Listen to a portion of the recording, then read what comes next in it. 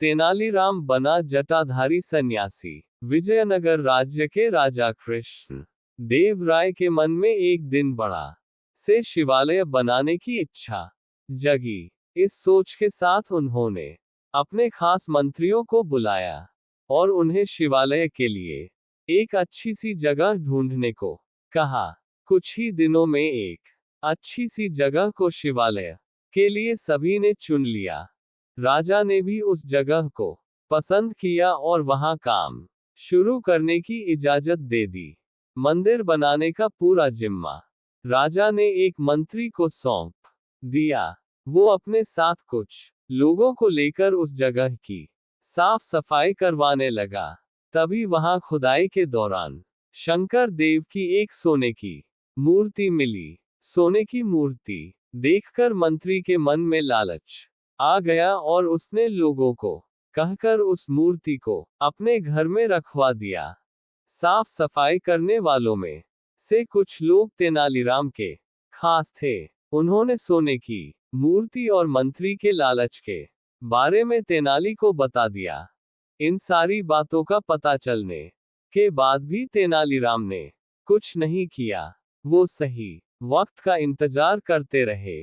कुछ दिनों के बाद मंदिर के लिए सुनिश्चित की गई जगह पर भूमि पूजन करने का मुहूर्त निकाला गया।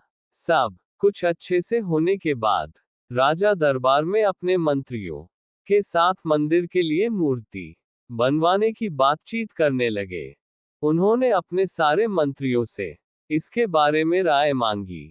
सबसे बात करने के बाद भी राजा मूर्ति को लेकर फैसला नहीं ले पाए।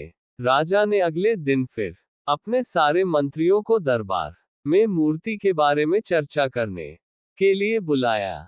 तभी एक जटाधारी सन्यासी दरबार में आया। सन्यासी को देखकर सबने उन्हें आदरपूर्वक बैठने के लिए कहा। एक आसन पर बैठकर जटाधारी सन्यासी ने राजा से कहा कि मुझे स्वयं महादेव ने यहाँ भेजा है।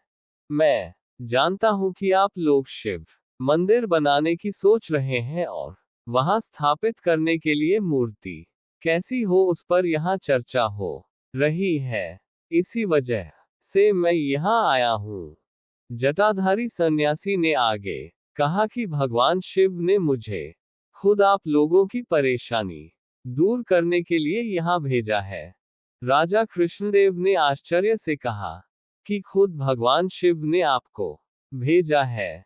जटाधारी सन्यासी ने जवाब देते हुए कहा, हाँ, स्वयं महाकाल ने मुझे भेजा है। उन्होंने कहा कि शिव शंभू ने अपनी एक सोने की मूर्ति आपके लिए भेजी है। जटाधारी सन्यासी ने अपनी उंगली एक मंत्री की तरफ दिखाते हुए कहा कि उस मूर्ति को भगवान ने इस मंत्री के घर में रखा है। इतना कहकर सन्यासी वहां से चले गए। सन्यासी की बात सुनकर वो मंत्री डर के मारे कांप रहा था। उसके मन में हुआ कि इस जटाधारी को आखिर मूर्ति के बारे में कैसे पता चला होगा। अब उसे राजा के सामने यह बात स्वीकार करनी पड़ी कि खुदाई के दौरान उसे सोने की मूर्ति मिली थी। ये सब देखकर महाराज ने दरबार में नजर दौड़ाए और तेनालीराम को ढूंढा, लेकिन वो कहीं नजर नहीं आए। तभी कुछ देर बाद तेनालीराम दरबार में आ गए। उन्हें देखते ही सब जोर जोर से हंसने लगे। तभी एक व्यक्ति ने कहा कि अच्छा, तो यही थे वो जटाधारी सन्यासी। आपने अपनी जटाएं और कपड़े तो उतार दिए, लेकिन माला उतारने भूल गए। सबको हंसता देख महाराज भी मुस्कुराने लगे और तेनालीराम की तारीफ करते हुए मंदिर का काम करवाने की जिम्मेदारी उनके कंधों पर सौंप दी।